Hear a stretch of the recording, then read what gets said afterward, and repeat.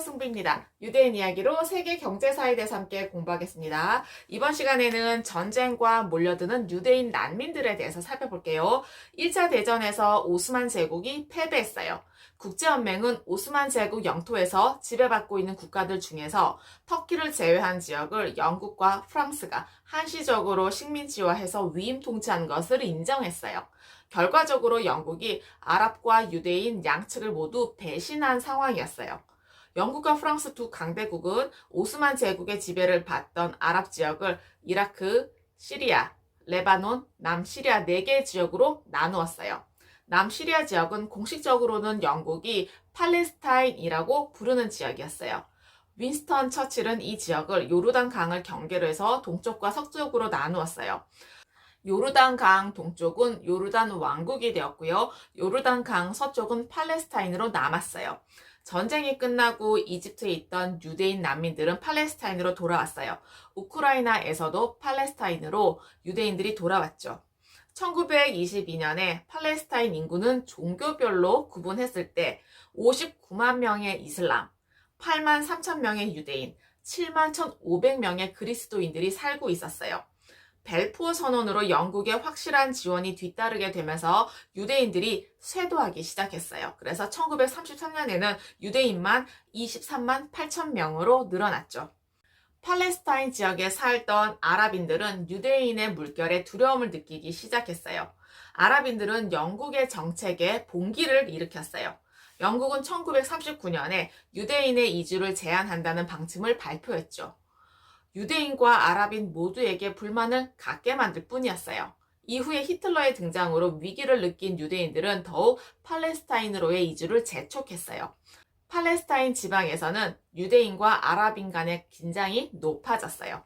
1947년 영국은 국제연합, UN을 통해서 팔레스타인 지역을 유대인과 아랍인 간의 나라로 분할하는 안을 내놓았어요. 성지인 예루살렘을 분할하기로 했어요. 이런 UN 안을 바탕으로 1948년 5월 14일 금요일에 이스라엘이 건국되었죠.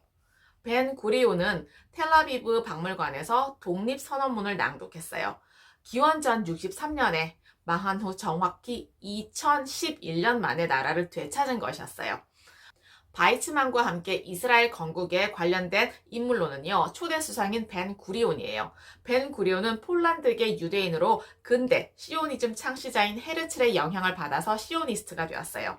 1906년 팔레스타인에 입국해서 팔레스타인 노동당 기관지의 편집장이 되었어요. 1차 대전 당시 미국으로 건너가서 유대인 군단을 결성을 했고 영국군과 함께 팔레스타인 전쟁에 종군했어요. 전후에 팔레스타인에 머물면서 노동총연합을 조직하고 서기장이 되었어요. 1933년 국제 시오니즘의 최고 감독기관인 시오니즘 집행위원회에 들어갔어요. 그리고 2년 뒤에 위원장이 되었고 1948년 이스라엘 공화국 설립과 함께 초대 수상이 되었죠.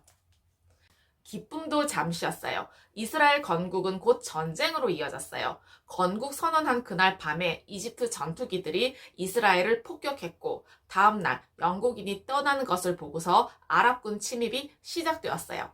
전 아랍이 전쟁 상태에 돌입했죠.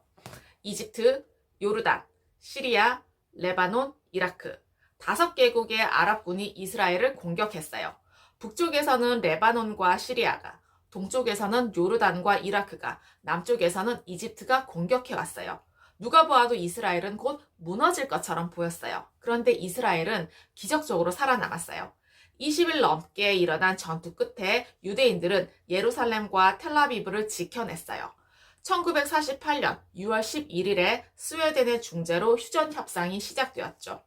미국의 지원으로 현대적인 군대로 변한 이스라엘군은 모셰 다얀 장군의 지휘 아래서 이집트의 카이로, 요르단의 암만, 시리아, 다마스쿠스를 폭격했어요. 결국 아랍연합군이 항복했죠. 1949년 2월 평화조약으로 1차 중동전쟁은 이스라엘 승리로 끝이 났어요. 이 전쟁을 이스라엘은 독립전쟁이라고 부르고 팔레스타인 측에서는 알-나크바, 그러니까 재앙의 시작이라고 불러요. 이 전쟁으로 자신의 고향에서 쫓겨난 아랍인들은 80만 명이나 된다고 합니다. 오늘날 세계는 이들을 팔레스타인 사람들이라고 불러요. 하지만 전쟁은 이것으로 끝이 아니었어요. 1차 중동 전쟁 이후에 이스라엘과 아랍의 대규모 정규전은요, 4번이나 더 일어났어요. 히틀러의 등장과 2차 대전의 발발은 로스차일드 일가에게 치명적이었어요. 히틀러는 유대인인 로스차일드가의 목에 칼을 들이대고는 모든 재산을 내놓으라고 협박했어요. 히틀러의 직접 영향권 아래 있었던 빈의 로스차일드 일가는요, 모든 재산을 압수당한 채 추방당했어요. 프랑스가 나치에 정복되면서 프랑스 로스차일드가도 같은 운명을 맞게 되었어요. 2차 대전 당시 이렇게 나치에게 혼이 났던 로스차일드 일가는 베일 뒤로 물러났어요. 대리인을 세우고 뒤로 물러난 채 운영하는 방식을 택했어요. 그들은 자산의 집중을 피해서 막대한 부를 전 세계에 여러 가지 형태로 분산시켰어요. 그 총액은 천문학적인 숫자에 이른다고 합니다. 훗날 대서양을 건너 미국으로 이민을 간 초창기 독일계 유대 금융인들은 직간접적으로 대부분 로스차일드가의 영향 아래 있던 사람들이었어요. 골드만삭스가의 독일계 유대인들은 유난히도 금융에 밝아서 미국 건국 초기에 금융과 재정 분야에서 짧은 기간의 자리를 잡았습니다. 오늘날 미국뿐만 아니라 전 세계의 금융을 휘어잡는 토대를 마련할 수가 있었죠. 로스차일드 일가는 200년 이상을 로스차일드 상사라는 상호를 사용하다가 1967년에야 이름을 로스차일드 은행으로 바꾸었어요. 현재 로스차일드 가문은 금융업을 기본으로 해서 석유, 다이아몬드, 금, 우라늄, 레저 산업, 그리고 백화점과 와인 분야에서 여전히 위력을 발휘하고 있습니다. 가문의 국제적인 명성과 신용은 여전히 엄청난 위력을 발휘하고 있어요. 지금도 거대 유대계 자본의 배후에는 로스차일드 가문과 관련되어 있습니다. 역사학자들은 로스차일드 가문의 5가지 성공 비결로 정보와 인맥, 기회를 활용하는 능력, 단결력, 아이디어를 꼽고 있습니다. 어떠셨나요? 과거의 지혜와 지식을 통해서 현재와 미래의 삶이 좀 더 의미 있고 풍성해지시길 기원합니다. 감사합니다.